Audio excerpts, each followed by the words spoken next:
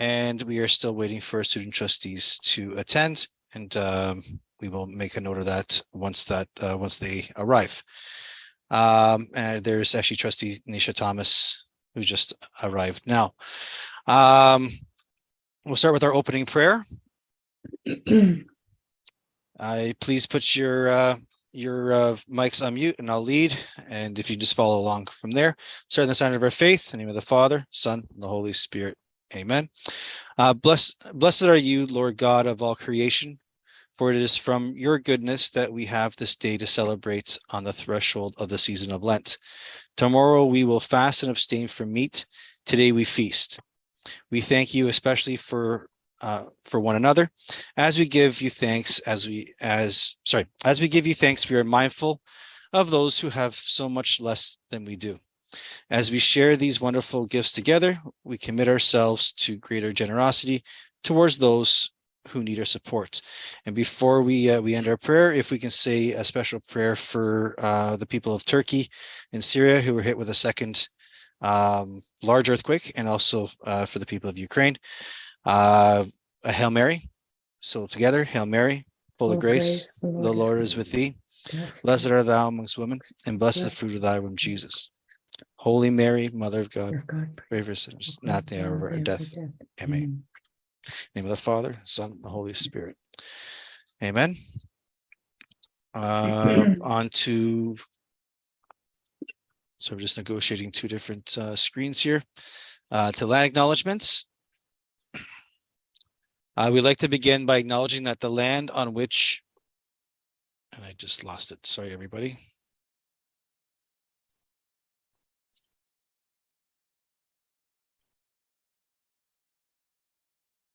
Sorry, just 1 second, please.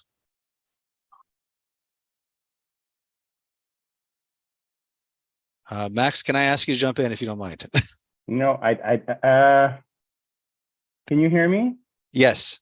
Okay, good. I don't mind doing a land acknowledgement. Thank you. So good evening, everyone. As always, we are blessed to be on this traditional ancestral territories of the Mississauga of the Credit, and we live on it in fruitful collaboration with those who have come before and with those who are here now, in the spirit of the Gadona Ganana, our dish with one spoon wampum, and we hope to be able to continue to do so into a very, very long and prosperous future together. Thank you, Superintendent Veccarino. Apologies for that. My emails decided to refresh as I was trying to read that. We move on to A4, approval of the agenda. Can I have the approval of the agenda, please? So I move, Thomas. Trustee Daryl D'Souza had his hand up first. Any opposed? Seeing none. Carried. Approval of the calendar items. There are none. There are none. Correctly. Thank you. Mhm. A5. Are there any declared interest items or any issues of declared interest? Seeing none. On to A6. Approval of the Board Bylaw Policy Review Committee minutes, October 18th, 2022. Move, Mr. Chairman. So moved by Mario Pascucci. Any opposed? Seeing none. Carried. I like the mistake. Held it on. Thank you. Director Mazzarato, do you want us to do section B? Yes, thank you. These are the proposed terms of reference for the Board Bylaw Policy Review Committee for 2023. Those are detailed on pages 18 and 19 of this e-report, and they're there for approval. Thank you, Director Mazzarato. Can I have somebody move approval, please? So I move, Thomas. Moved by Trustee Thomas. Thank you very much. Before we go on with our agenda, there is just one remark that I like to make. If trustees will notice, and also staff will notice, that there is a different looking agenda. This bylaw.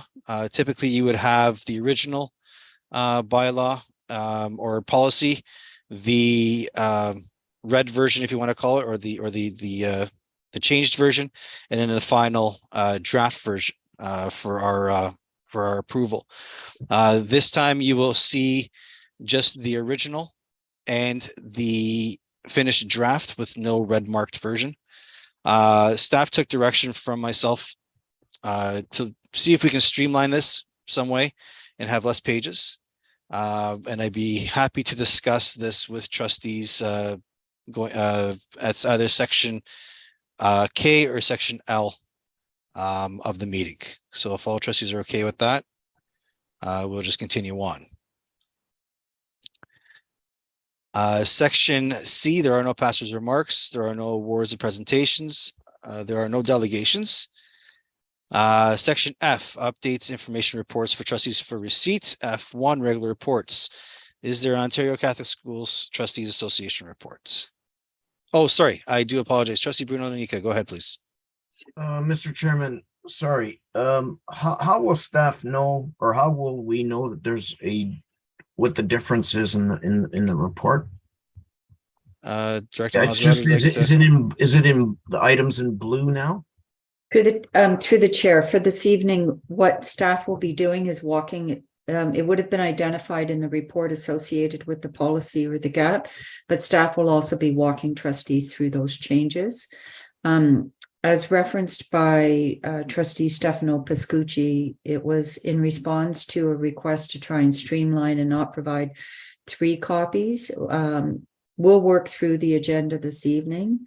If there's a better way, i.e. maybe in the future, provide the existing copy with the markup on the existing copy, rather than just here's the existing copy, now here's the existing copy with the markup, and then here's the, it might be more informative for trustees to have the existing copy with the markup and then the final version. But to your question, trustee Ionika, staff will be walking trustees through all those changes this evening when they present them.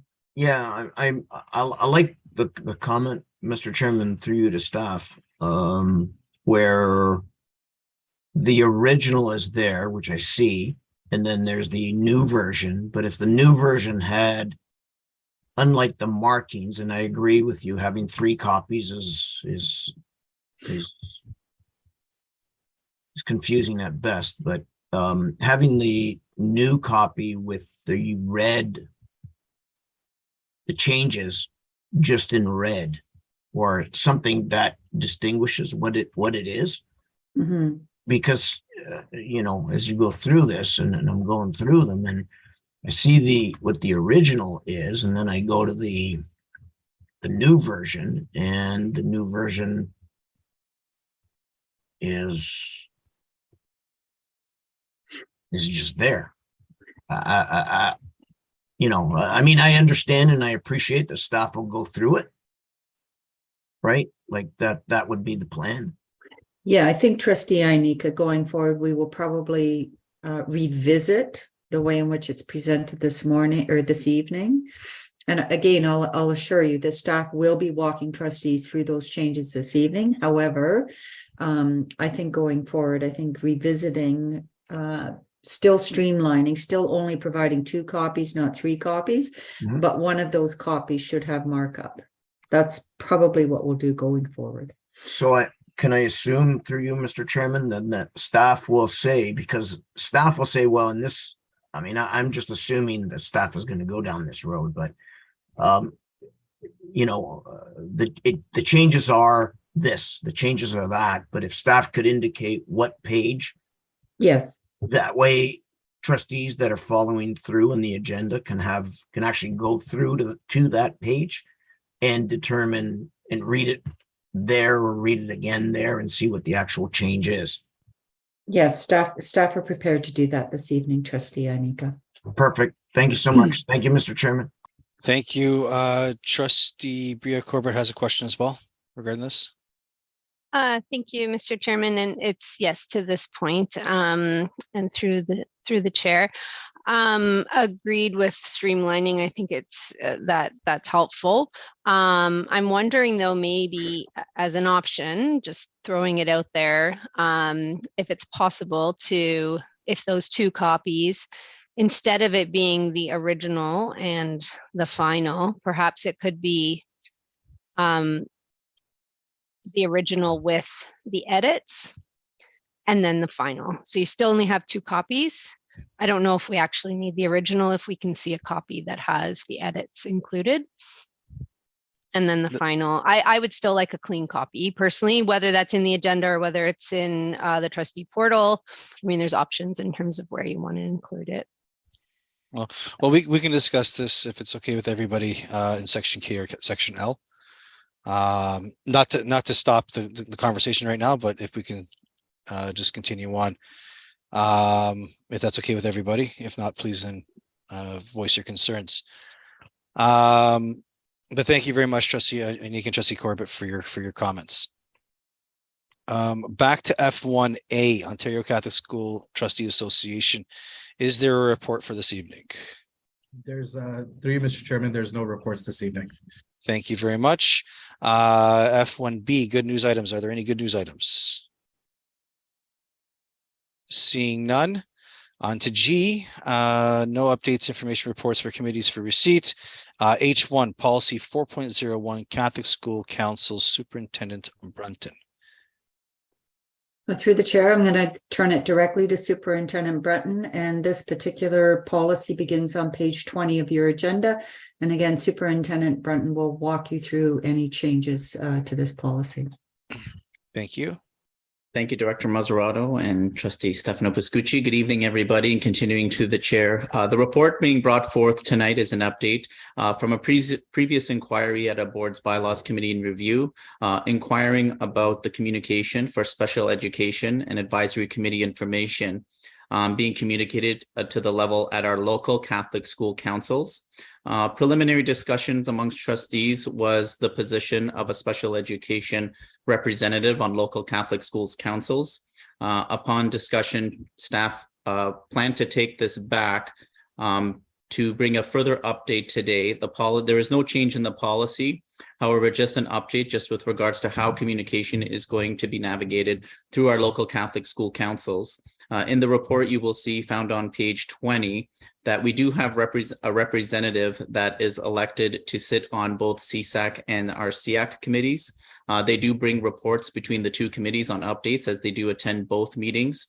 However, in moving forward, staff have committed to making a monthly report based on the information and the collaboration from the Special Education Advisory Committee and the Special Education and Learning Services Department, as well as CSAC and staff for CSAC, to generate a report that will go out to all Catholic school council chairs each month as a report that will update parents at their local Catholic school councils on any information pertaining to board's programming, parent engagement, or any information relevant to Special Education Advisory Committee or the Central Committee for Catholic School Councils.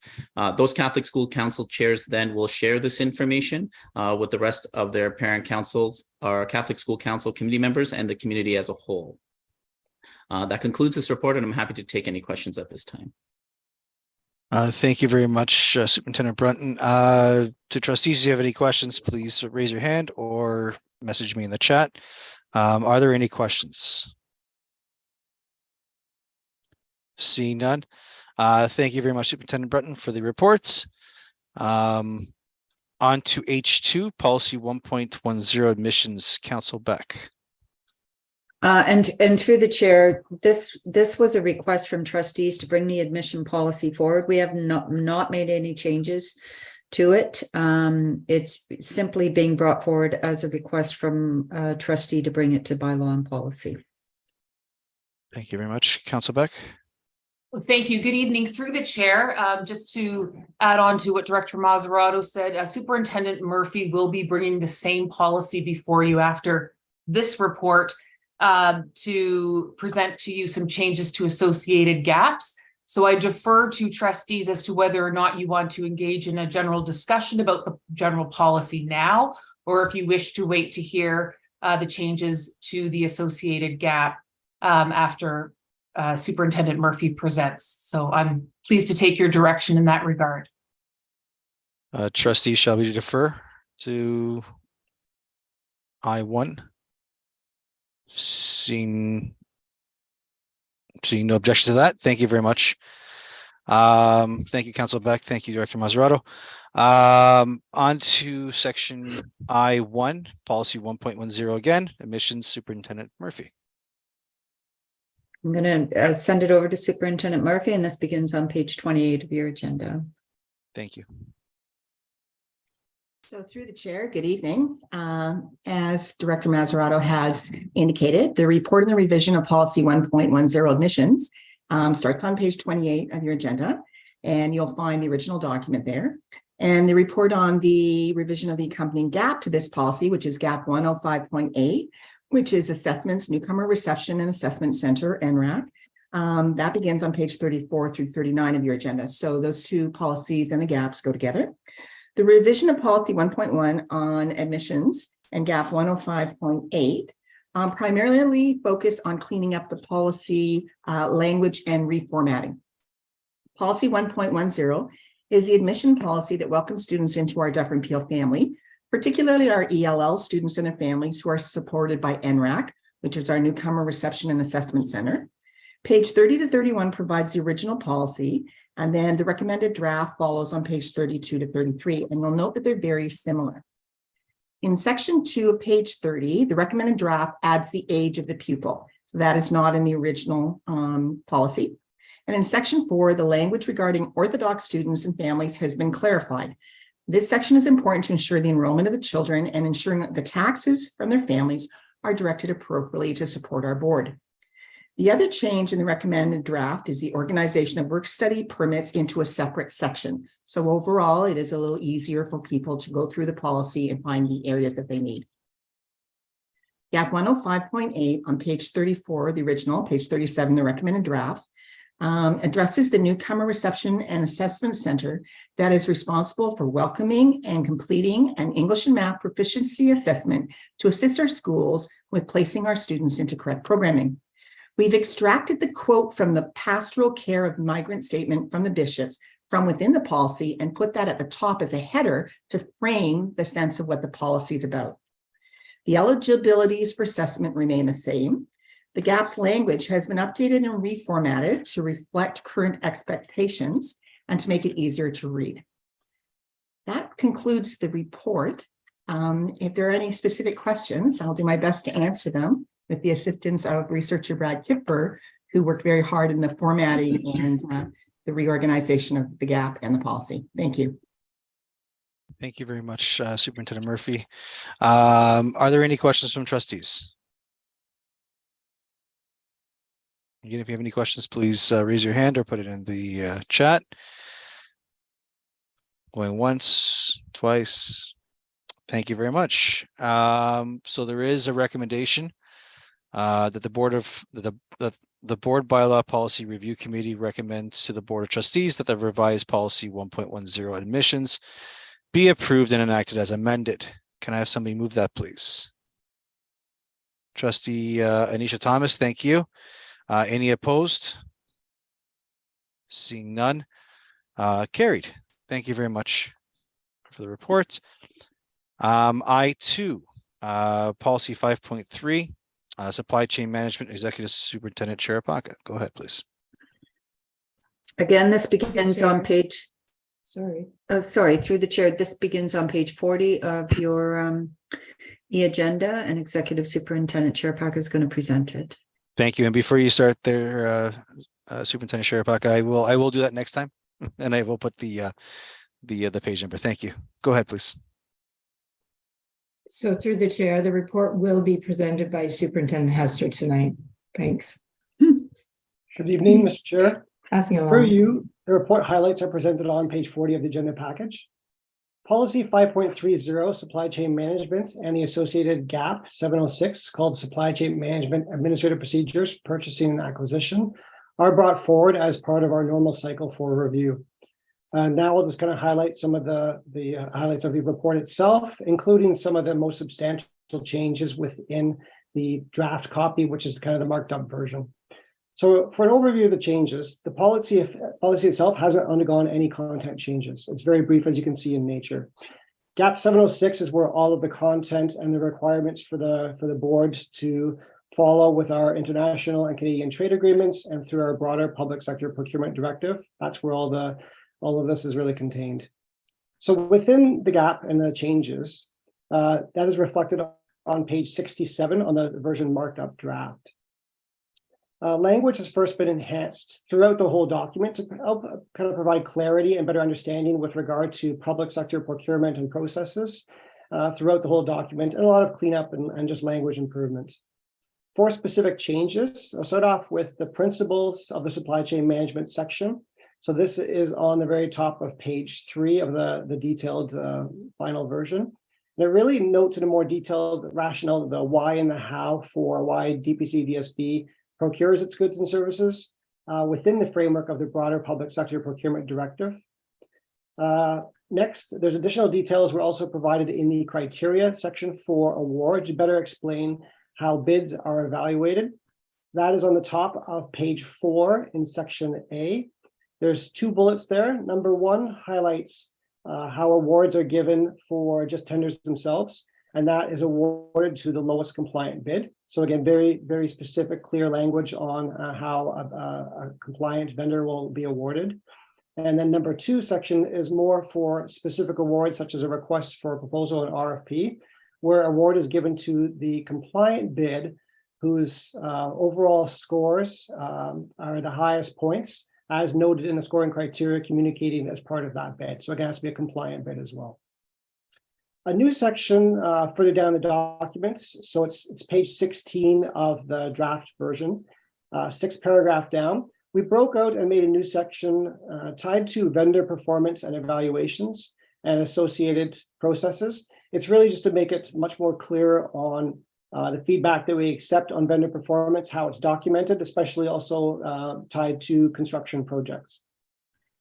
And finally, throughout the whole document since the last version, there's been updates to the Canadian Free Trade Agreement, it's now called CFTA, as well as the Canadian-European Trade Agreement.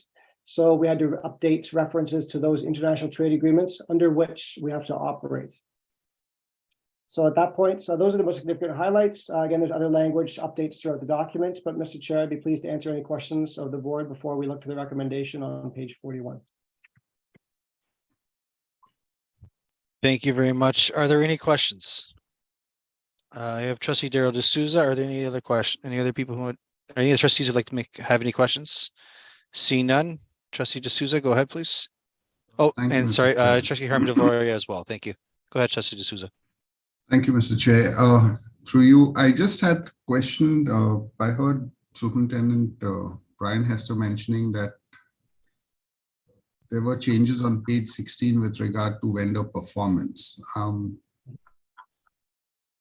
Cannot find what changes are there, and on page 16 I see cooperative purchasing and disposal procedures, prohibitions regarding purchases. Where is the vendor performance in this? I just wanted to figure out.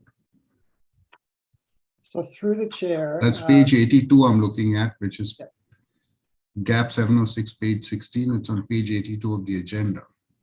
So through the chair, if you scroll up to the previous page, there's page 81, just above that chart. It's the paragraph just above that chart.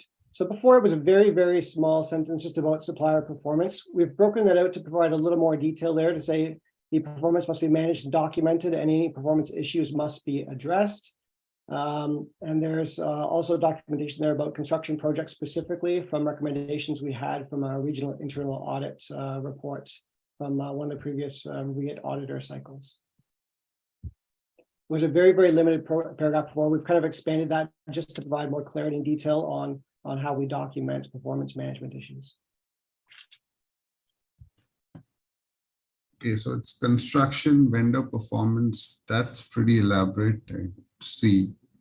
But what about performance for, say, non-compliance to the agreement for like cafeteria vendors or vendors selling uniforms or any other purchases that we make, like quality is not good or something?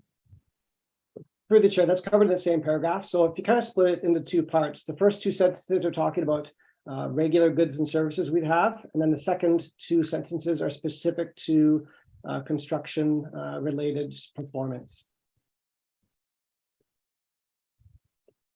Can you just guide me to 2 sentences in which page, which line? Yeah, so same page, page 81. It's the final paragraph just just above where it says construction vendor performance evaluation, it's a table chart there provided.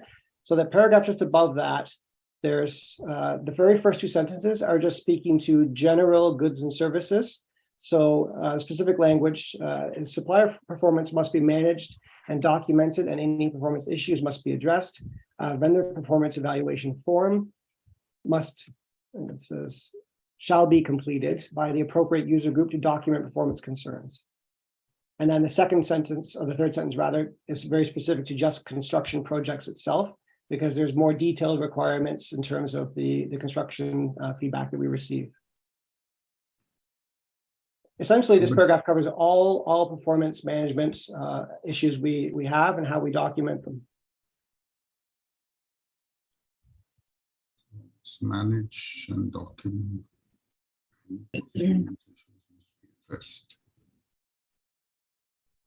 Vendor performance evaluation form. I mean, the fact that this is a gap, don't you think we need to elaborate something? Because this is like generic. Vendor performance form evaluation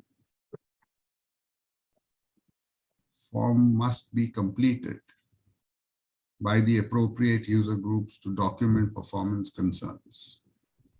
And then what happens? Performance is below par, then we continue to keep them because we are bound with the contract. So is that what you're trying to say? Just document it and that's it. Great, like we documented. There's a gap is supposed to give us administrative procedures as to what we're going to do, what action we're going to take, rather than just say, oh, we should document it. And that's good. We continue. Life goes on. Is that what we're looking at? So through the chair, the gap itself is to highlight that we have a process for vendor management, and that's a requirement of our broader public sector procurement directive that we must speak to at a high level, that we take feedback and have it documented on file. So the next step to answer your question is when, let's say a form is completed for an unsatisfactory event or service or goods received, then that party, whether it's a principal or another department, would complete the form and reach out to our supply chain management department. And then they would review that and we would take those concerns. And then 100%, we would address those with the vendor. So if it was, let's say, a service that wasn't performed up to contractual standards, then we have that form as formal documentation on file. We would address it with the vendor themselves and receive their feedback and specific details about that situation. And this happens, I don't say frequently, but on an infrequent basis when we do receive feedback of a negative nature. We do address it with the vendor, and then we'll continue to monitor performance if it's, let's say, another contract or for other goods or services that are undertaken by the board. And then we continue to see if there's been any further degradation or if corrective actions have been satisfactorily taken.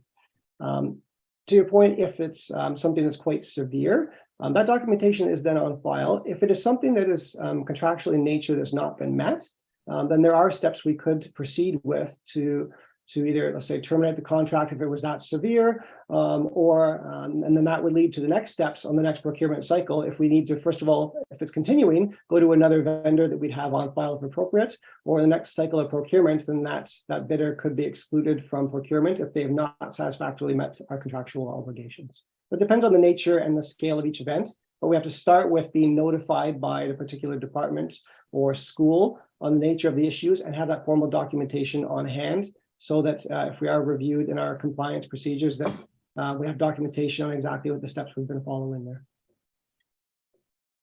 Yeah, I mean, thanks for explaining that, Superintendent Hester, but my question again goes back to, I believe the gap happens to be our board's procedural document. And it's owned by the trustees, if I'm not mistaken. In the sense the trustees can add, yeah, please go ahead. Director Marzarotto, go ahead. Yeah, through the chair, the general administrative procedures are the way in which your policies are operationalized. So we don't bring the gaps for approval, but we do bring them with the policy. So in this case, if there's a change to the gap, we bring the policy forward as well, because it gives an opportunity for trustees to provide input into how your policy gets implemented. So while it's not it doesn't come on its own for approval, it is an opportunity for trustees to provide input into it. And this would be your opportunity this evening. So if there's a feeling that that particular area needs to be flushed out more so that it's more explicit in terms of what that process would look like, staff can certainly take that back and bring it forward. We can either see whether or not we can get that work done in time for the board meeting next week.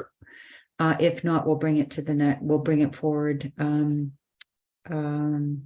the next bylaw and policy committee meeting. Thank you, Director Mazzarato. Actually, that's what I'm looking at, seeing in this gap, because mentioning one line that, complaint, the user group will document a performance concern. To me is great. It's a great start, but what I want to see is that if this is a living and breathing document, then there should be steps. What steps are going to be taken? If there's one concern brought forth, then this is what action we will take. If there are 3 concerns, then we're going to go ahead and do something more serious. Otherwise, it's very vague. Yeah, through the chair, that's we not can. What the gap should be. Through the chair, we can take that back and provide more detail to that section. I mean, I want to see what action we are going to take, which is documented, and then we follow through on that action. That's what I'm looking for as a trustee. I'm not sure what my colleagues would like to see, but this is my thought process where the gap is concerned on vendor performance. Thank you, Mr. Chair. Thank you. All right, Trustee Herman Valoria, please go ahead. Thank you, Mr. Chair. My line of questioning was the same as Trustee D'Souza, and I would like that part of the gap to be enhanced, looking at probably maybe a list of penalties for contracts that go south, or because in my experience, I've had a couple at least where it went really badly, and I don't know what happened as a penalty for the provider. Perhaps that should be specified, as in, for example, that would be banned from bidding again, or temporarily suspended from doing work for the board, or maybe taken out of the list, out of the approved vendors permanently. But I think that part of gap needs to be enhanced, and I agree with Trustee D'Souza that it needs some work. The chair will. Yes. Yeah. Sorry, Brian. I didn't mean to. Go ahead, Brian. No, through the chair, we'll take that direction and enhance the steps that we've commonly undertaken for some of the vendors we have concerns with. I think Executive Superintendent Chair Pack has a comment as well. Yeah, thank you through the chair. Of course, we're going to take it back and look at it. I just wanted to point out a couple of things. It's just, we will look at what we can include there.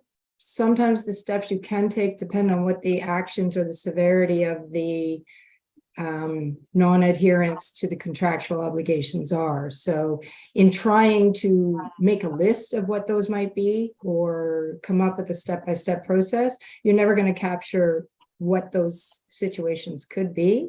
So we will try to find some guiding steps. But again, it will depend on the type of performance or complaint that comes forward as well. So I just want to point out that sometimes it's not so strict that you'll be able to determine what the outcome is. Sometimes you just have to know what's happened first before you can deal with it. So, but we will see what we can do with guiding framework for that.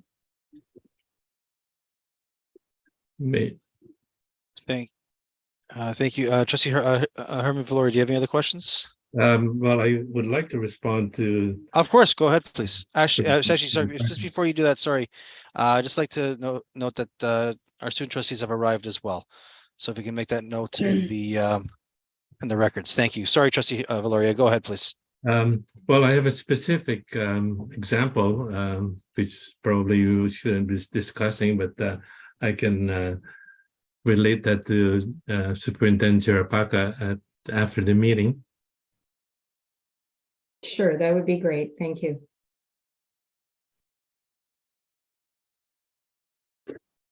Are you done, Trustee Valoria? Yeah, thank you. Okay, thank you.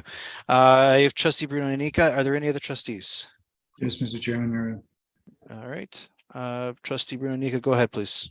Thank you, Mr. Chairman. In the investigation, what I have found sometimes when a principal, and just to get, there's always two sides to a story.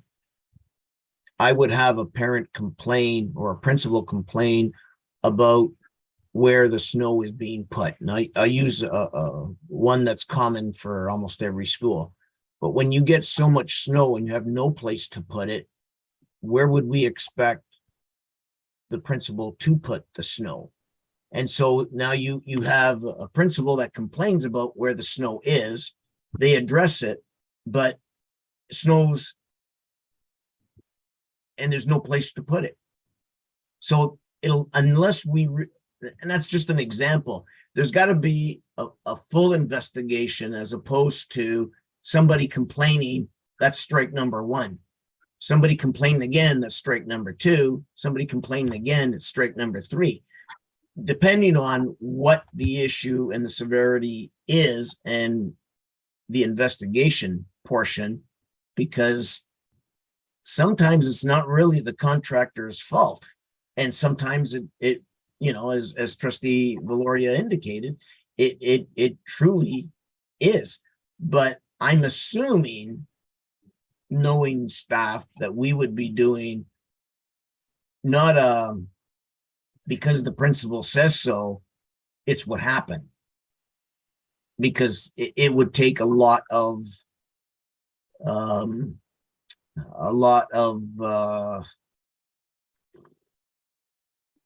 it just does, it wouldn't be fair. I'm trying to get to a fair. Yes, you did it wrong. That's strike number one, because you truly did do whatever incorrectly, right? As opposed to the exact opposite, where the principal just complained about it and that was it. So I'm assuming that we're gonna do a full investigation. So through the chair, that was the process I was alluding to, and as Executive Superintendent Jarapaka noted, every situation is unique. It depends on whether it's goods or services. We have those discussions with the vendor themselves, absolutely, after hearing our internal feedback and gathering any evidence we can. And then we always work with the vendor to make sure they're formally notified of the concerns and had that chance to respond formally to us. And that's all part of the documentation we put on file, and then leading to next steps, depending on, as you say, if there's further strikes, with actual evidence, but it's always based on actual facts, because we have to be very careful, because we are under, for most of these issues, a contractual obligation. So we're making very clear, and that's why we're documenting all this carefully, so that if there is any challenge, we have all the facts and documentation on file to support the claims of any internal parties that's the quality or the goods or quality of the services were not up to the expectation of our contract.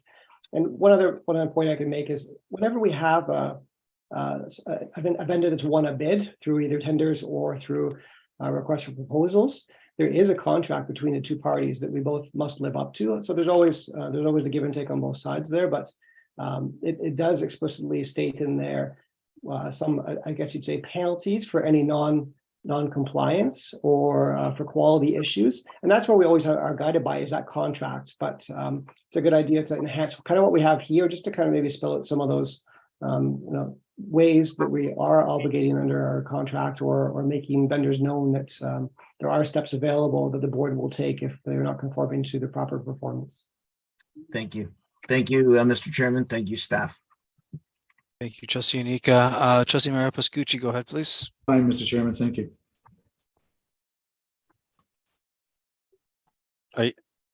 You're good? Yes, Mr. Chairman. Okay, thank you. Are there any other questions? Seeing none, I'd like to actually pass the chair over to Mr. Chairman? Trustee Anika. Yes, go ahead, Mario Pascucci. Sorry, are you continuing your conversation on this piece? Because I want to ask something. If you have a question, go ahead, please. No, it's a procedural question. I'll wait until you're done. Thank you. Okay, I'd like to pass over the chair to trustee Anisha Thomas. I have a couple questions myself. If that's okay. Yep, okay. Through you, Madam Chair, if we go to page, I just lost it here, but you mentioned, sorry, page 64, section 12.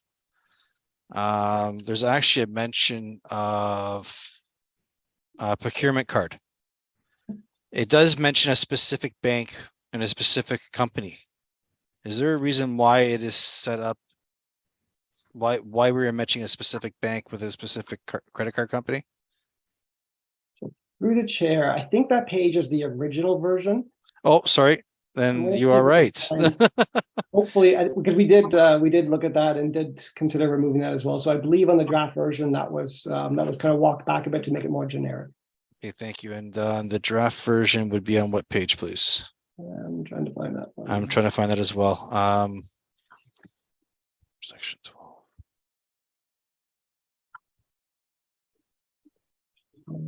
There it is. Yes, yeah, it's on page 87, the very top. It is more generic. Thank you for that. And apologies for that. And also you mentioned as well that we also updated it. So now this is on page 40, because I know this for sure.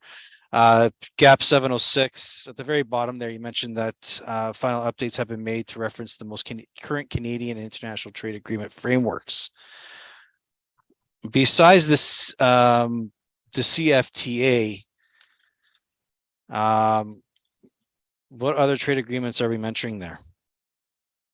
The Ontario Quebec Procurement Agreement, Canadian law, competitive process and contract law, and MFIPPA. Are we also looking at, are those the only ones? Because those are all basically domestic.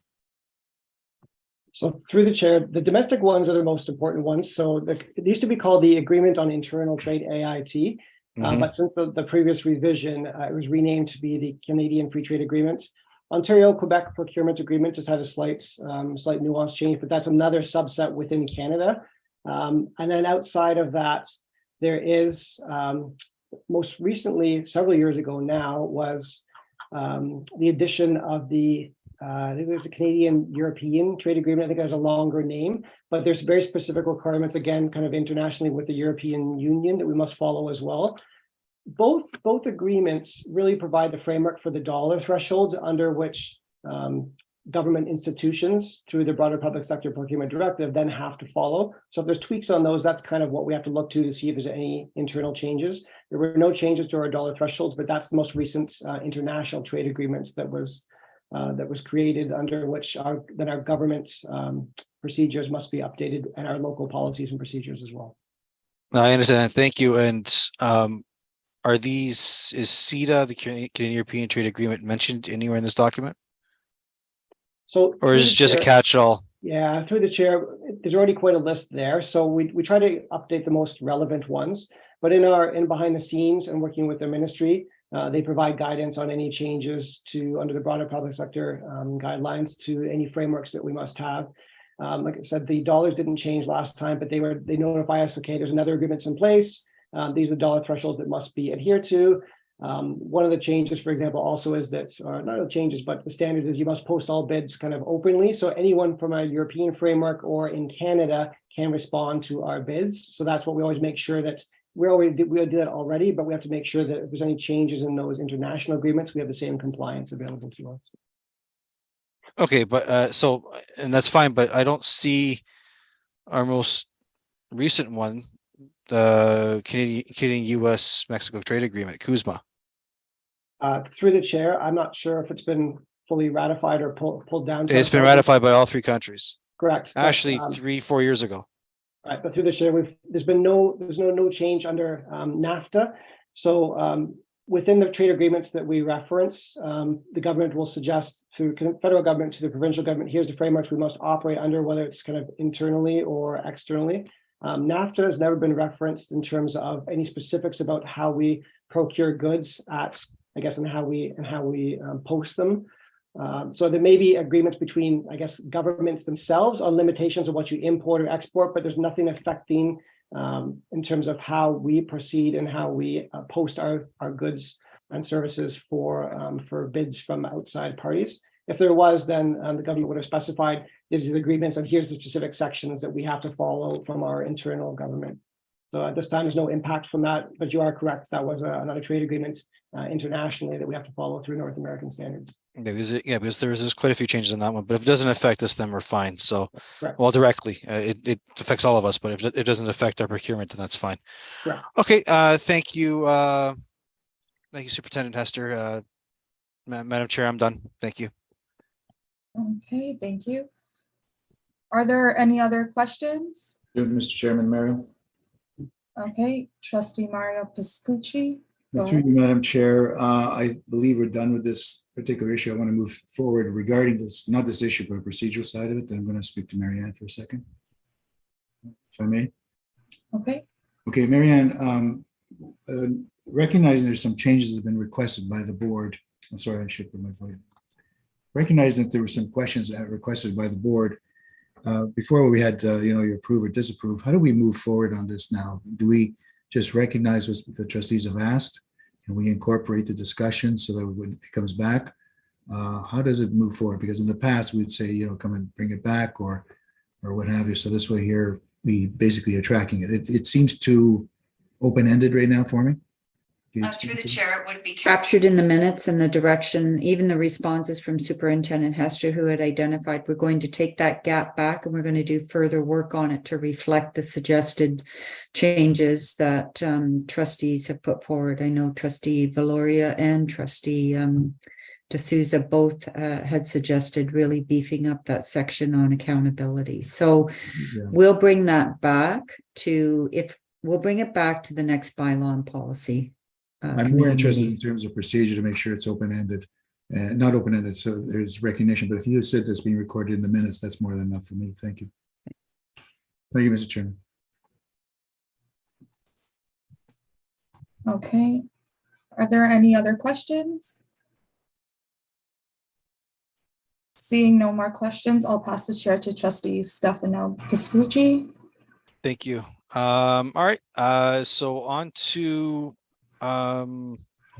page 41, that the board bylaw policy review committee actually no, through the chair. Yeah, thank you very much, Madam Director. I was going to ask you if we should do that. So there is nothing happening on that one. All right, thank you. On to I3, revised policy 6.56, safety of pupils attendance verification program. Safe arrival, Superintendent Veccarino, that is starts on page 89. Madam Director, do you want to add anything before? Nope. No, right. I don't. I don't. All right. Thank you, Superintendent Veccarino. Go ahead, please. Hello again, everyone. And as Chair Piscucci noted, we're beginning on page 89 with the first item that we are reviewing on page 91.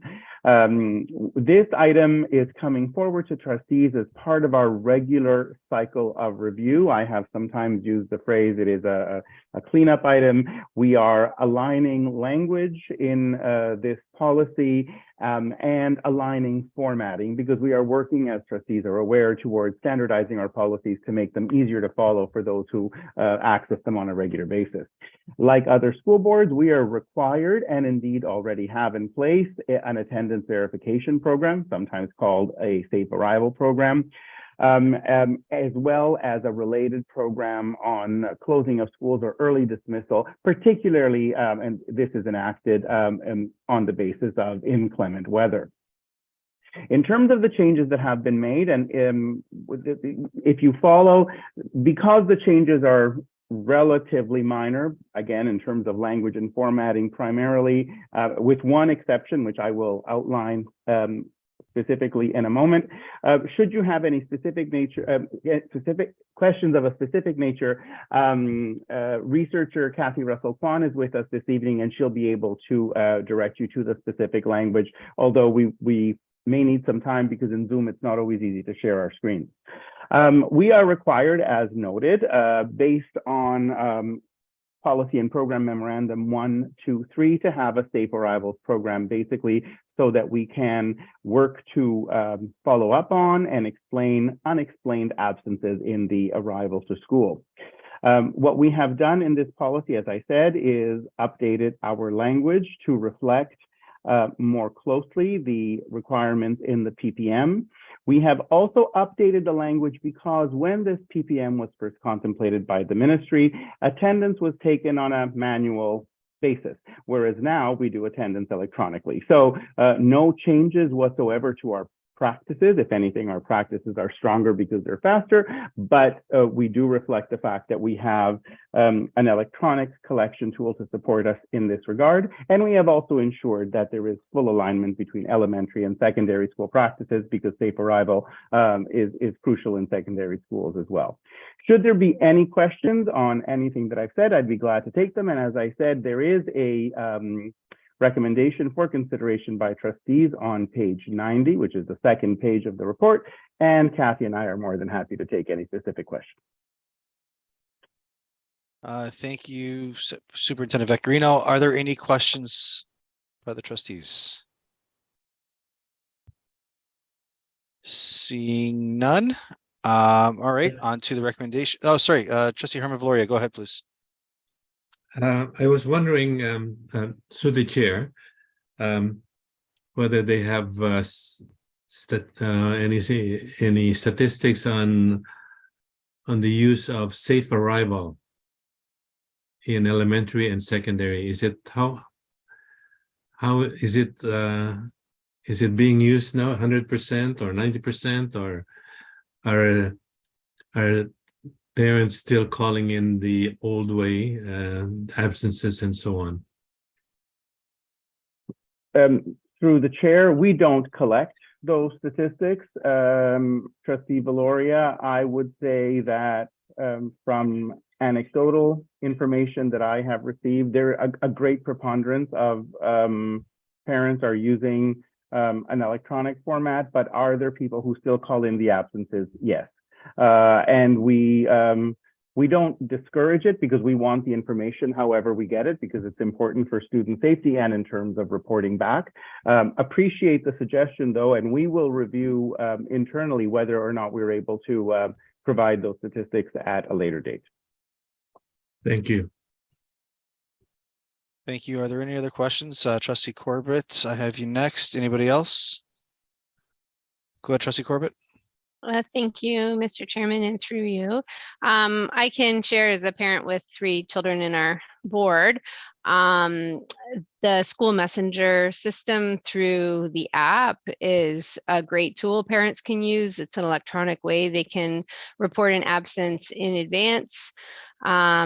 There is some issues with it in the sense of if you wait too late and too close to the morning of or the bell time, then it won't actually take in the absence. So I don't know if that's a glitch or if that's just some feedback that from a performance improvement with the platform, but that's one thing. I know another thing is there are options that you can put in terms of a reason for your child being absent. Parent approved being one of them, late, inclement weather, medical appointments, dentist appointments.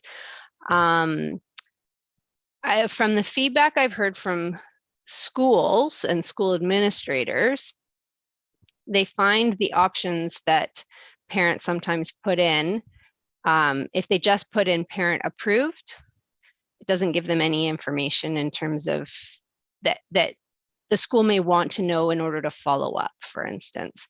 So I'm wondering, again, I don't know if there's capability in the platform, but maybe an opportunity to have where the parent could just enter in something that didn't fall in that restricted categories that were included. That might be something that could help. Just from a user perspective from the parents and an administrator perspective when the schools get those absences or lates, just as feedback. Through the chair, I think I can respond to that. Part of that, I think, if I'm hearing Trustee Corbett correctly, and I hope that I am, it's a communication matter, because we can probably, and what happens, as trustees are aware, after policies are passed at a meeting of the full Board of Trustees, which would be next Tuesday evening, at a director's meeting, I usually go over any changes that we've made. I can take that opportunity next Wednesday to remind our school administrators to make it clear to parents that using specific reasons as opposed to the generic parent approved, which is helpful in terms of the absence itself, but may not be helpful in terms of next steps, would be beneficial. So we will be sure to clarify that next week. And Mr. Chairman?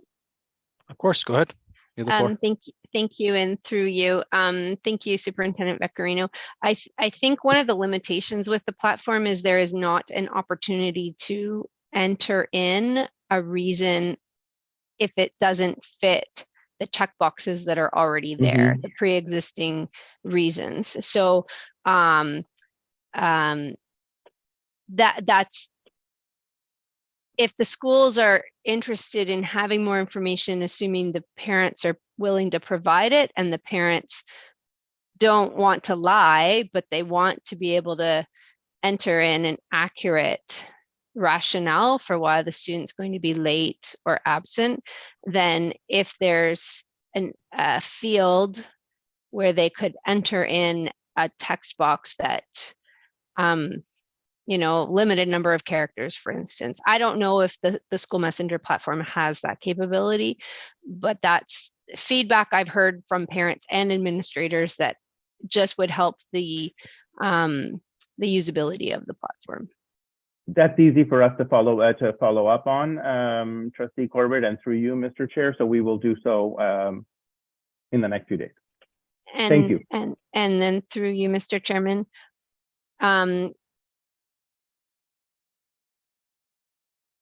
Mr. Chairman? Yeah, go ahead. No, go ahead. Okay. I'm nodding yes. Go ahead, please. Okay.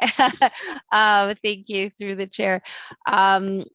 With regards to not being able to enter in a late or an absence after a certain period, is that something that could also be followed up on? Because again, it then triggers a phone call to the school that otherwise could have been avoided. Our school secretaries are super busy, and if it means they don't have to stop what they're doing, be it attending to a student, answering the door, already on the phone with another parent, to go to another call, that again, the electronic format could help just from an efficiency perspective. Is that something that could be followed up with? Through the chair, I'd already made a note of that item as well. There is likely a cutoff in terms of limitations that all programs have in terms of wanting to transfer the information from one platform over to the school. But I'm happy to, I will, as I said, I've already listed it, and we'll work with our ICT department on that item as well. Perfect. Thank you, Mr. Chairman. Those are my questions. Thank you, Trustee Corbett. Are there any other questions? Seeing none. Page 90, that the Board Bylaw Policy Review Committee recommend to the Board of Trustees that revised policy 6.56, Safety of Pupils Attendance Verification Program, Safe Arrival, be approved and enacted as amended. Can I have somebody move that, please? Trustee Paulo, you know what? I always say I'm going to say this properly the first time. I never do. Thank you. Trustee Paula Di Metto Giovinazzi. Thank you. Any opposed? Seeing none. Thank you. On to I4, policy 8.1, business expenditures and travel, meal, hospitality, and prerequisite expenses. Perquisite expenses. Thank you. Perquisite expenses. Thank you. Executive Superintendent Sheripaka. Page 105. Good evening, and through the chair, thank you. This evening, I'm bringing forward policy 8.11. As stated, it's a long title, business expenditures and travel, meal, hospitality, and perquisite expenses. Just for your information, policy 8.11 was brought forward in February of 2021, not that long ago, as part of the cyclical review of policies. At that time, similarly, the gap attached to policy 8.11, which is gap 705, it came forward in June of 2022 as well, as part of that cyclical review of policies and gap. This policy comes forward again this evening to address some minor changes and to recommend the rescission of a gap that is tied to the policy. So I'll highlight the changes and why a rescission is being recommended, and then, of course, take questions. Policy 8.11, while there is no recommended changes to the content of that policy, we are putting forth a recommendation to change the title. One, as we saw this evening, it's quite long and cumbersome and really doesn't reflect exactly what that policy is. So the recommendation is to change it to just travel, meal, hospitality, and other business expenditures, which would capture all of the content within. The gap, first of all, gap 70403 is being recommended to be rescinded. It's quite an old gap. If I could draw your attention to it, the original is posted on page 139. So I'm just jumping over gap 705 first. So the 70403 was last updated in 2006. So it is quite old. It speaks to just specific GF general forms that we have in the board that are required when staff are making reimbursement claims, and the required documentation when you make those claims. All of that detail is already included in GAP 705, and the small pieces that weren't, such as reference to one of the gaps, GF 258, has been added to GAP 705. In the draft form included this evening. So there is a request to just rescind 70403 because it's old information and the data already exists in another gap. It's captured there. With the gap 705, it is brought forward because it includes small changes to ensure everything that was in gap 70403 is now captured in gap 705. The new draft of 705 starts on page 125, and the most changes are actually evident in the first page. So where it lists all of the references right under the title, it's there now making sure every GF form is referenced, including the 258, the 259, and the 261. And then the appropriate reference to that gap is also in the document. Those are the only changes tonight. So again, it's the title. Actually, the title of GAP 705 is being recommended to be changed to match the title of the policy 8.11. So both would be travel, meal, hospitality, and other business expenditures. The policy itself has no content change. GAP 70403 is being recommended to rescind. We no longer need that gap. And GAP 705 has the small changes necessary to make sure everything that was in 70403 is in GAP 705. So those are the changes this evening. Thank you, Executive Superintendent Sherabaka. Are there any questions from the trustees? Seeing none, we go to, sorry, just going to the request here. The recommendation of the board bylaw policy review committee recommend to the board of trustees that policy 8.1 business expenditures and travel, meal, hospitality. Why are we not using the new name? Oh, sorry, Trustee D'Souza, did you have a question? No, I just wanted to. Oh, you want to move it? Yeah. I guess the question I have, why are we not using the new name? Are we still using the old name until we approve it?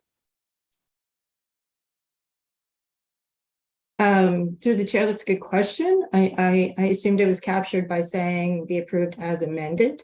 Okay. We can change the recommendation. If no, it's fine. states I can change it on the fly if that's okay. So it's so that now the Board called of travel, meal, hospitality, and other business Thank you. expenses. Okay, so that the Board Bylaw Policy Review Committee recommend to the Board of Trustees that policy 8.11, travel, meal, hospitality, and other business expenses be approved and adopted as amended. Trustee Gerald D'Souza, so wish to move that? Yes, Mr. Chair. Thank you. Any opposed? Seeing none, carried. Thank you very much for that one.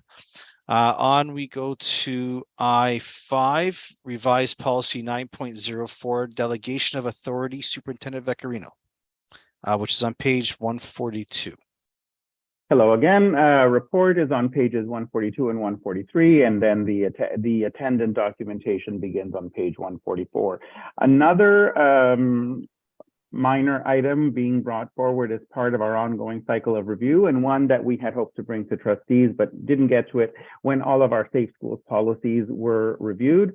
Part of our safe schools policies require, in response to another policy and program memorandum from the ministry, that we have a clear and, in Dufferin Peel, already completely in place, delegation of authority processes in schools. We ensured that this delegation process was not only clearly outlined in the appropriate policy 9.04, which is being brought forward this evening, but that policy and its attendant gap 543 were also completely aligned with the previously published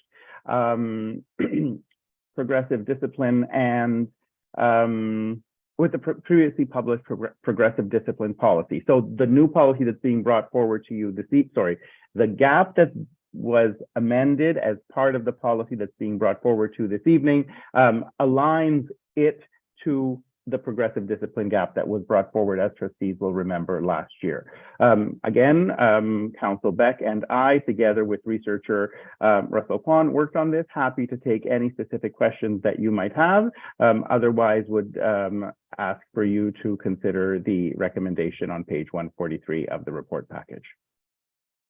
Thank you very much. Are there any questions from trustees? Any questions? All right. Seeing none. On page 143, the recommendation that the Board Bylaw Policy Review Committee recommend to the Board of Trustees that revised policy 9.04, delegation of authority be approved and enacted as amended. Can I have a mover, please? I'll move it, Mr. Chairman. Bruno. Thank you, Trustee Bruno Nica. Any opposed? Seeing none, thank you very much.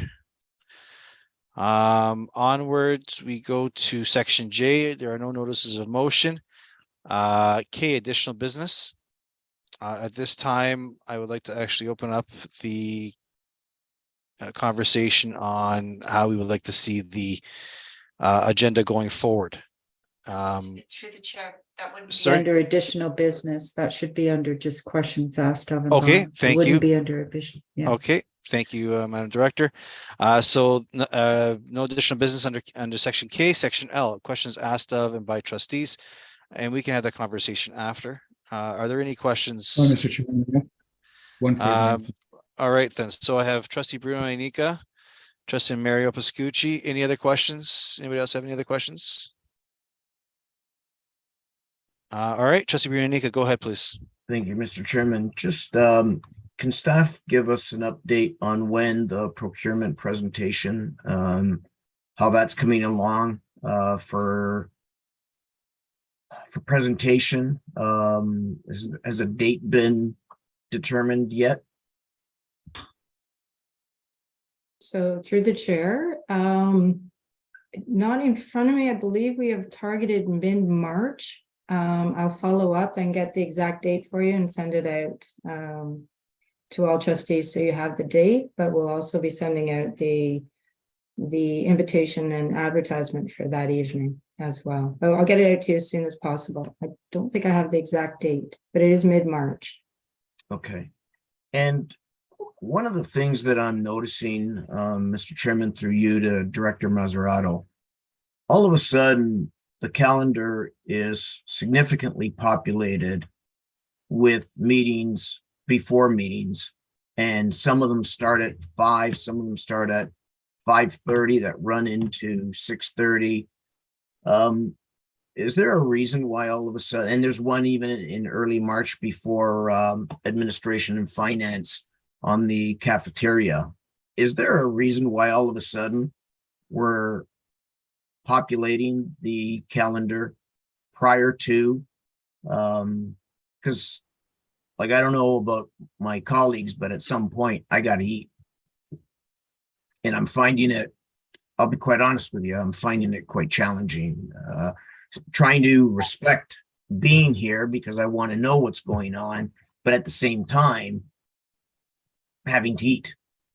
And, you know, like next week, I think if I could, Mr. Chairman, there's a meeting before the board meeting at 5 to, I believe, I don't see it. I can't, I'm not pulling up my calendar to 6:30 or 6:45 with the strategic plan. And so it becomes that question of, okay, I know it's important. I understand it's important, but again, the question becomes time management and indigestion. Through the chair, appreciate the feedback, and we'll certainly take those concerns back. To the question, why are there an awful lot of information sessions being offered before meetings? I think part of it is part of the onboarding that we're doing, given that we've come out of an election and we have new trustees that have joined the board, and we look for opportunities to provide some onboarding and information around it. Some of it is some time sensitive information as well that we feel that trustees may want information associated with it. Those information sessions are voluntary, but I understand Trustee Ainika that, you know, all trustees really want to be part of these information sessions, but at the same time we need to be sensitive to the fact that you also need to be able to have a break before you head into the committee meeting, the standing committee meeting, or the board meeting. So let me maybe put something together that might survey trustees in terms of when you would prefer. Like, would you prefer to have these sessions on another day of the week, as opposed to having them backed on to standing committee meetings or the boardroom or the board meetings? We've been trying to limit the number of nights as well that you're out. So but if you could give us an opportunity to take that back, we'll also take an opportunity to survey the trustees around what's your preference around even timing of some of these information sessions. Yeah, I mean timing is the other thing, because, you know, some of us still do work, right? Others are fortunately retired, so that makes it, that doesn't mean that they have all the time in the world either.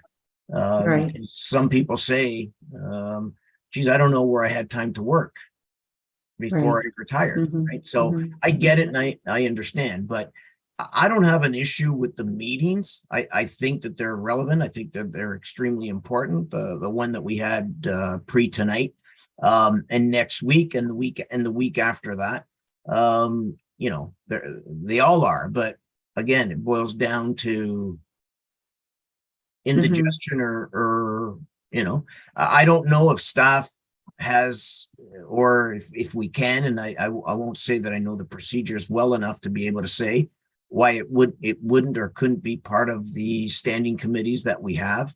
Today's meeting was, I think, an hour. So, you know, we spent an hour on delegations.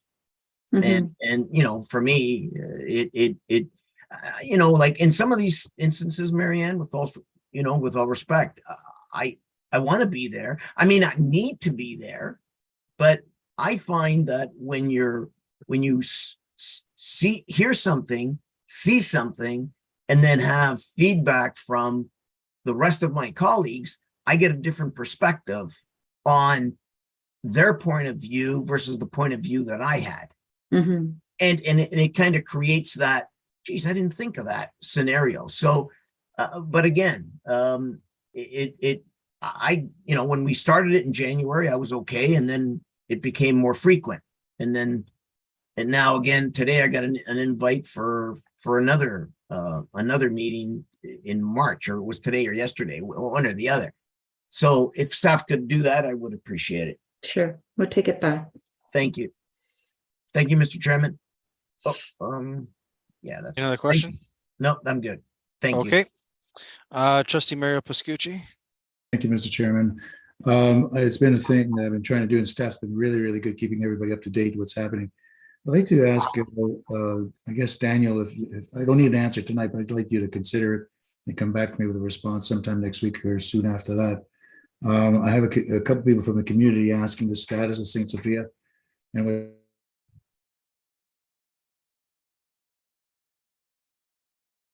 what's been happening. You did mention about the last month and a half in terms of use to the site. Trustee Mario Pascucci, can you start over again? You stopped halfway through. Okay, sorry. Can you hear me now? Yeah. Okay, great. Daniel, thank you very much for doing this. Just to repeat myself, staff's been really good at keeping the community up to date and keeping the trustees up to date, especially after since January, actually. And not that you didn't do it before, because we had meetings in November too, and your staff's gone to those too. So you put a lot of effort as an organization, as a department within our organization, into St. Sophia. The question I have to ask is this: could you prepare something, just briefly, a verbal report for next week, if not at least the week after, in terms of what we're doing with St. Sophia, number one.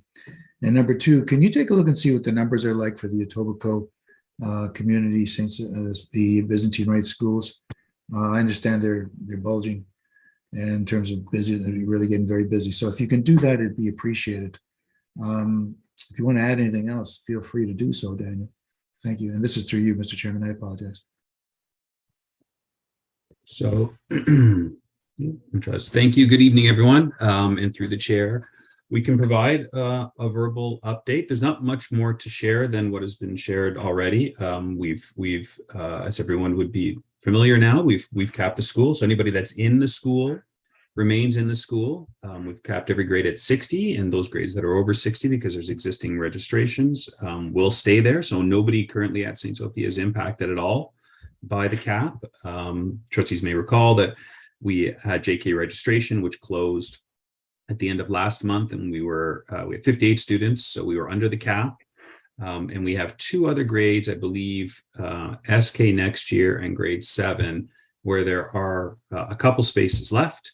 And we'll be informing the community at large that there are a couple spaces left in those two grades. So since we've last spoken, the only real update is we have drafted communication, just a further update, like we've kept the community updated all along, and that communication should be available to the school community in the next day or two. Thank you very much, Mr. Chairman. Through you, Mr. Chairman. And Daniel, like I said, can you take a look at what's happening in Etobicoke with those schools as well, and see what it's occurring, and in terms of growth, has it been stabilized growth or stabilized decline, or reduction and decline? Just to get a sense of where it's coming from. Recognize we only have one school that's Byzantine, right? And they have 3 schools in the Etobicoke area. So that would be the closest to us. Through the chair, we will connect with our neighboring school boards and find out what the status is of their Byzantine Rite schools. Daniel, thank you for always being on top of it, and thanks, staff. Thank you. Okay, thank you, Trustee Mario Pascucci. Any other questions from any other trustees? Mr. Chairman, I do. Go ahead, Trustee Pia Corbett.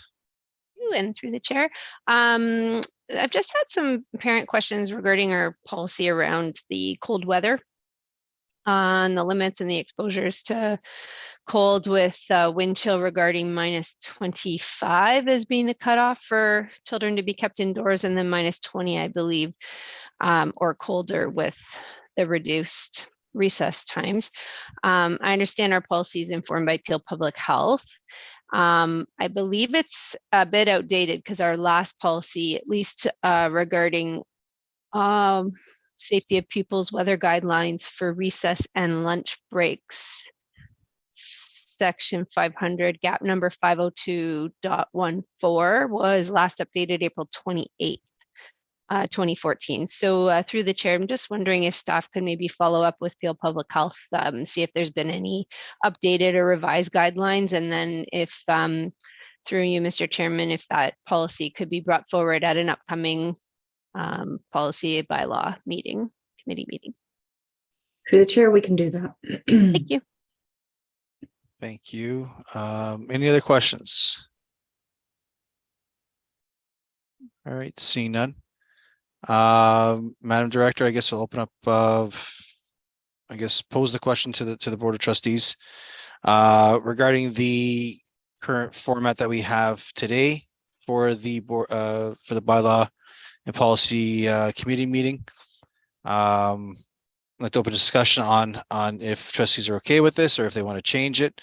If I can make a suggestion, and maybe if trustees could say yay or nay or provide some input, possibly as Trustee Ainika mentioned, that going forward, the next meeting would show what I call the changed version or mucked up version with the red on it, and then the final policy. I'm open. It's an open discussion to all trustees. Are there any feedback? Trustee Bria Corbett, Trustee Xavier, anybody else? Trustee Corbett, go ahead, please. Thank you, Mr. Chairman, and through you, that was the suggestion that I provided. So I don't need to say anything further, but I agree with that proposal. Thank you. Trustee Xavier. Thank you, Mr. Chairman, especially after seeing like the way today's meeting, looking at those policies, I think it's best what you said, following through with kind of having the markup so we can see the changes and then the final document. So I agree with you completely. Thank you. Thank you. Are there any other comments from other trustees? All right. So, Madam Director, obviously we're not going to put this to a vote. It's just, I guess, direction to staff, I'm assuming. Through the chair, that's correct. So then. Thank you. Okay. And thank you. If any other trustees have any other concerns, please direct them to Director Mazzarato, and she'll take them into consideration for the next agenda. All right. I guess I'll just ask one more time. Any other questions? Seeing none, we have no declared interest items. We're now section N, in camera session. So to the public who are joining us, thank you very much. We will be heading into our in-camera session right now. We will be returning with a rise and report after our business in the in-camera session has been completed. So thank you very much for logging on. If you're going to stay, we will see you soon. If not, we all hope you have a wonderful evening. Thank you. Can I have somebody move to in camera? Trustee Daryl D'Souza, thank you very much. Any opposed? Seeing none. Associate Director or ICT? So thank you and good evening, everyone. Through you, Chair Pascucci, I will be opening the breakout room now, and I think trustees are pretty familiar with the process moving forward. Thank you.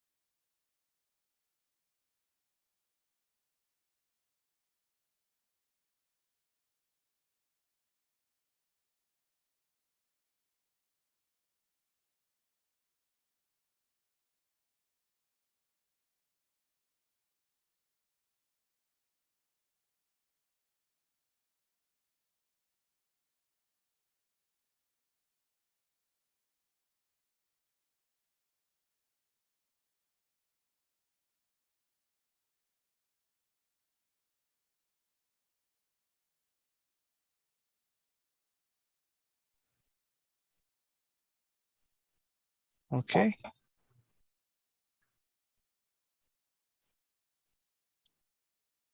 Associate Director Emerald, can we proceed?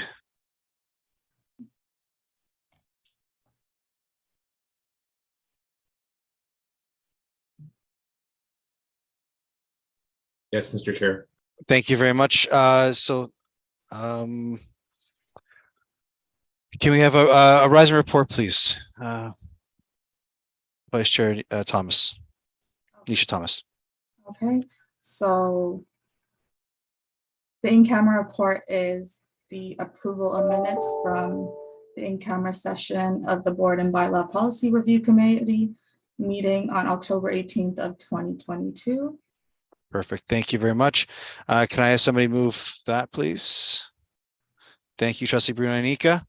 Any opposed? Seeing none. Which brings us to section P. Our next meeting is on May 23rd, 2023. And before I adjourn, I'd like to thank the public for logging on this evening. And we all wish you a wonderful evening and